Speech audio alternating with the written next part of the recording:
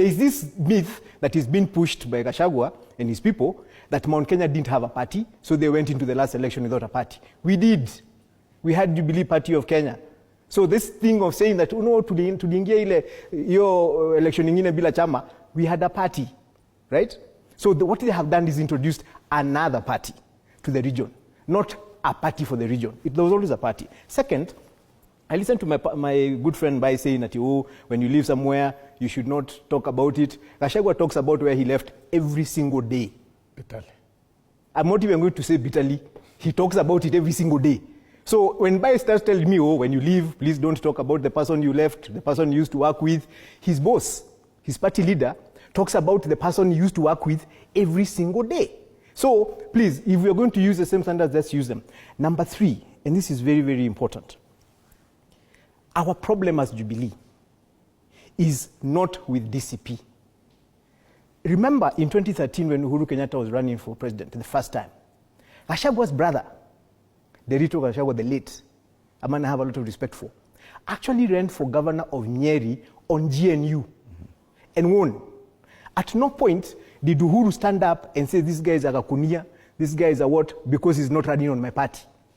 Ladies and gentlemen, if you all remember when Rigathi Gachagua was still a DP towards his last minutes within the government, he once conducted a journey to the coastal region.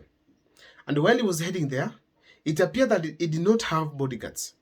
And he was carrying his bag by himself. There was no aide who was around him. However, alongside Rigathi Gachagua was the former Nyeri town MP, Ngunjiri Wambugu. This is a middle-aged man who is very eloquent, who was Raila Uhuru Kenyatta's actually strong ally, and of course by then was a strong ally of Rigathi Gachagua.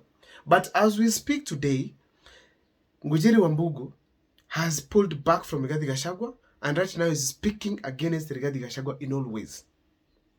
Then I sat back and then asked myself, what might have happened that resulted to this gentleman leaving Rigathi Gachagua, despite indicating that they are working together strongly to unite the mountain region?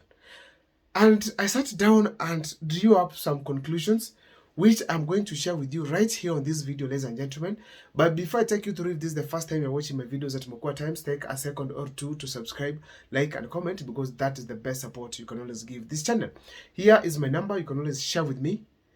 For those who want to support the channel, that's the M-Pesa number. For those who want to share with me about any form of politics, any form of topics that you feel I have not done, or maybe I need to know, please feel free to call or even text. Let me give you 2 seconds to subscribe before I proceed. Listening to what Ngunjiri Wambugu was saying on TV and other interviews that he has done across the country, I can comfortably say that there are lessons to learn from there. And these lessons have to be taken by me, you, and even Rigathi Gachagua and his team in totality. Because that is the nature of politics. The current state at which we are right now, there are some things that we cannot get rid of. Ladies and gentlemen, when I listen to Ngunjiri Wambugu, I'm able to note a few lessons from there.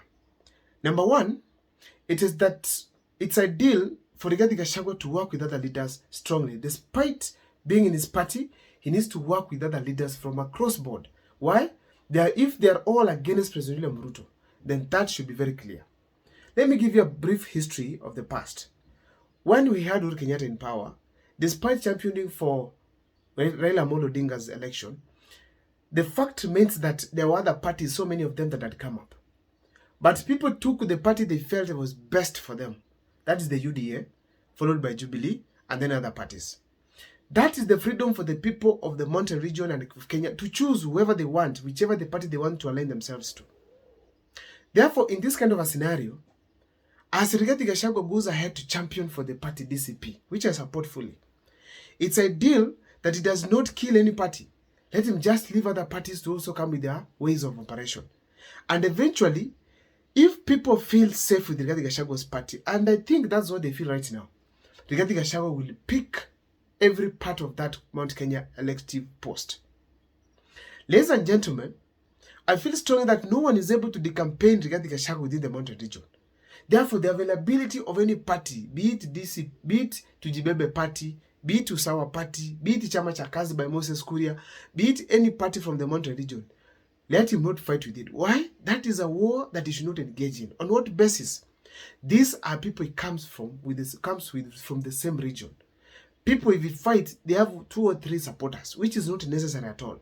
But if these people are from William Ruto, is at liberty to fight them and even call those parties at blue, red, or yellow wheelbarrows. But if they are against President William Ruto, let the parties be. Let him sell his party strongly. Also strongly, I want to tell that Gachagua could be having so many strong allies who wants to join him, more especially aspirants of 2027. Some of them are billionaires. But he has gone ahead as early as now, to endorse some leaders to come for certain particular seats within that place. That is slightly killing some democracy within DCP, in that somehow I feel strongly that when we have nominations, the party becomes stronger.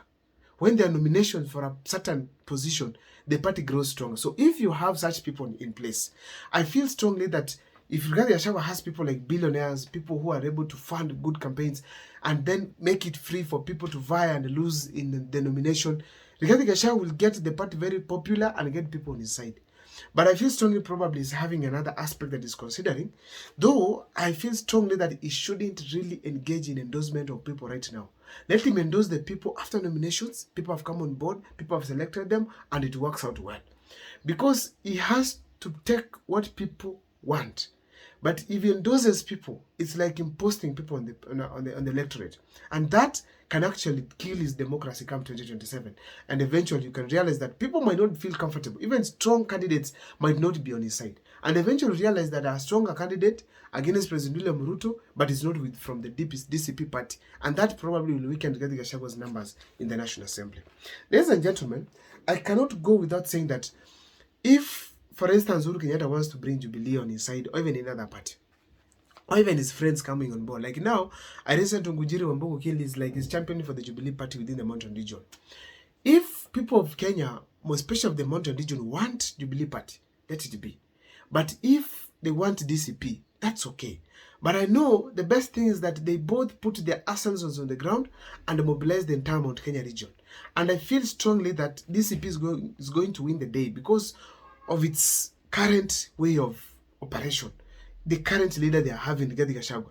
But now, assuming it's Uhuru Kenyatta bringing his friends to Mount Kenya, Rigathi Gachagua also championing for the DCP party by fighting other parties. What will happen here? Rigathi Gachagua will use a lot of energy to fight the people of Mount Kenya, more special leaders, and as well fight President William Ruto. This is putting himself in a certain position that William Ruto is really wanting to see. And that must not happen. Let him just be free, operate freely. Even if they want to field the candidates, let them field candidates whichever places they want. But I know the best party will have the best candidate will win the day. And I feel strongly that if they have a presidential candidate that they have the target, then it's ideal that we can have Rigathi Gachagua have a free environment, be able to do some of these things. Now, what could be the reasons as to why Ngunjiri Wambugu probably could have decided to quit Rigathi Gachagua's side? Number one, I feel strongly that it is probably issue of trust. Rigathi Gachagua has always declared that he does not trust leaders lazima mwonekane chini. Having allies of Uhuru Kenyatta to his side, it is probably very difficult, considering that him and Uhuru Kenyatta right now as we speak, they are not in good terms yet. They are yet to speak, they are yet to share about their political path going forward. It's ideal that we also learn that Rigathi Gachagua does not trust people because of what happened from William Ruto's side. So it's ideal. Probably Ngunjiri Wambugu felt that he's not trusted and he decided to quit. Now, we also have to agree that decision-making Rigathi Gachagua's side, it is unilateral.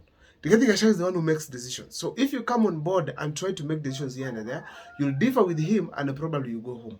So the fact remains that probably Ngunjiri Wambugu felt like he's not considered, he's not even strong in any way, and he has been sidelined on some few things, and probably that is the reason as to why he decided to quit.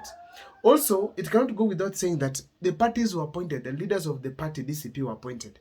And Ngunjiri Wambugu, probably because he was close to Rigathi Gachagua, he had a hint that probably these are the leaders who are there. And then being not elected, he was denied any position there. And after being denied, they felt like, no, I need to jump ship and go to the Jubilee party where I had been before. So, ladies and gentlemen, I feel that Rigathi Gachagua needs to be very careful on that, so that at least he can be able to solidify the entire Mount Kenya region. As much as he wants things to happen in a certain way, it's also important to notice that there are people on the grassroots, the electorate, who have a certain thinking which they need to seriously emulate. My name is Abdul Mukwa. See you next time for more videos. I don't know what's your take. Let's see what you think on the comment sections.